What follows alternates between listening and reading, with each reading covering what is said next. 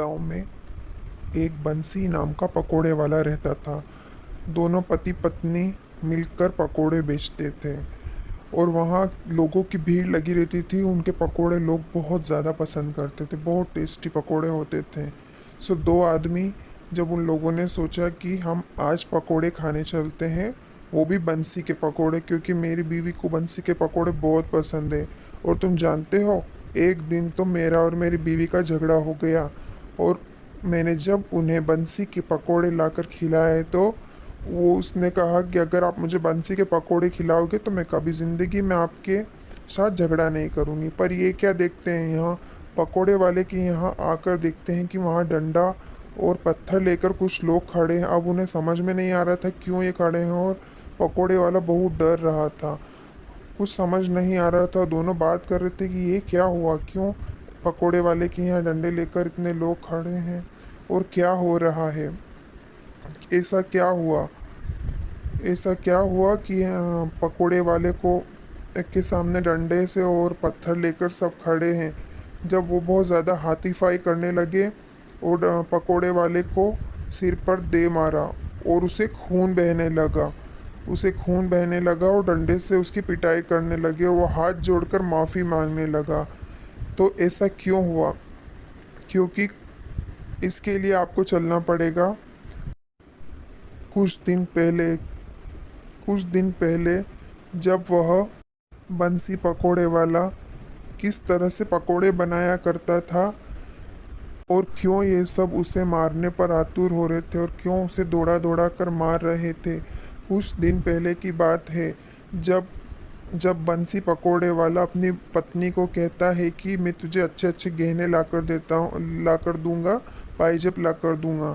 लेकिन उसकी पत्नी कहती है कि तुम पहले वो गलत काम करना छोड़ दो जो तुम रोज़ पकोड़े बनाते समय करते हो। इस तरह की हराम की कमाई मुझे नहीं खाना है। तुम जिस तरह से भी अच्छे से कमाई करो, मुझे अगर चाहिए तो।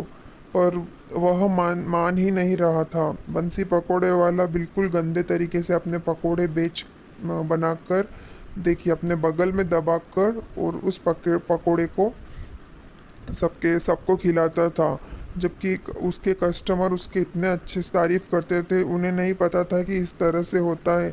जबकि उसकी पत्नी डेली कहती थी कि आप ये बगल में डालकर गंदे तरीके से पकोड़े बनाकर ना खिलाइए ग्राहक को। अगर आपके पास पकोड़े वाला खाने आएगा तो अच्छे से आएगा। मगर वह कहता कि यह पसीने की कमाई है, बगल में डालने से पसीने का टेस्ट से पकोड़े का टेस्ट अच्छा आता है, इसलिए मैं इस तरह से बनाकर खिलाऊंगा। मानता ही नहीं है।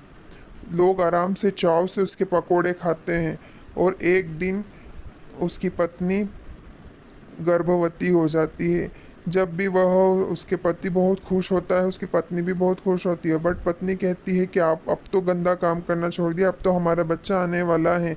मगर वह बंसी कहता है कि नहीं, अभी भी मैं इसी तरह से पकोड़े बनाऊंगा, तभी तो सबको स्वाद आएगा।